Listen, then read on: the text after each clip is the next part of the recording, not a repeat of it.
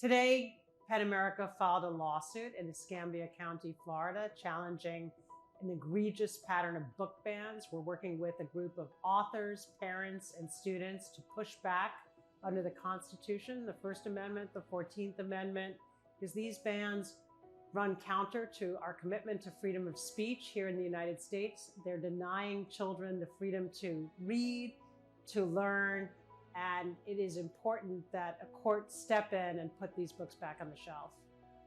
Overwhelmingly, the bans target stories by and about people of color, stories that illuminate LGBTQ narratives and families, books like Uncle Bobby's Wedding, All Boys Aren't Blue by George M. Johnson, When Aiden Became a Brother and Too Bright to See by Kyle Lukoff, and Out of Darkness by Hope Pérez. What's so outrageous here is there's a single individual who has filed complaints against more than 200 books, 100 of which have been withdrawn from shelves, some of them permanently. This is all at the behest and the request of a single person. The complaints against these books are pretty outlandish. They can accuse of indoctrination, of promoting alternate sexual ideologies, of stoking racial division. If you pick up these books and you read these stories about children and families, you'll see it's really something quite different and that these charges just don't apply. It's part of a much larger pattern, a wave of book bans that we're seeing sweep across the United States.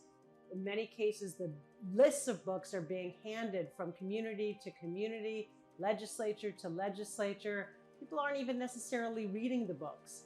Children need to see stories that reflect their own lives, particularly for kids who are growing up in an environment where they may not see many families like their own or other students who they identify with. To find a book in the library that offers a story they can relate to, that makes their life seem normal, that shows them that they're not alone, those stories are incredibly powerful. And for them to be snatched away and denied to these students undermines their opportunity for a rich and equal education.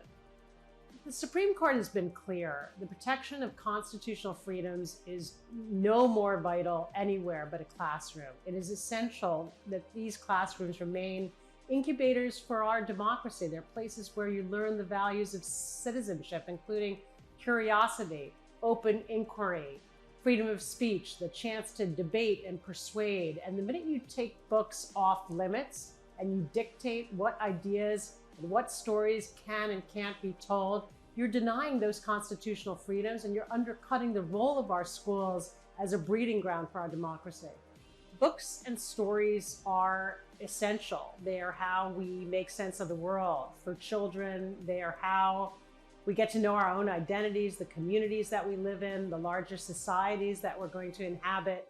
So to deny books, to take them away, to declare certain stories off limits impairs our ability to grow up, to develop empathy, to understand one another, and to figure out how we are situated in this world. So there is a right to read for a reason. It's because books are essential, and particularly so to children. We need to give these children the books that they deserve and that they have a right to.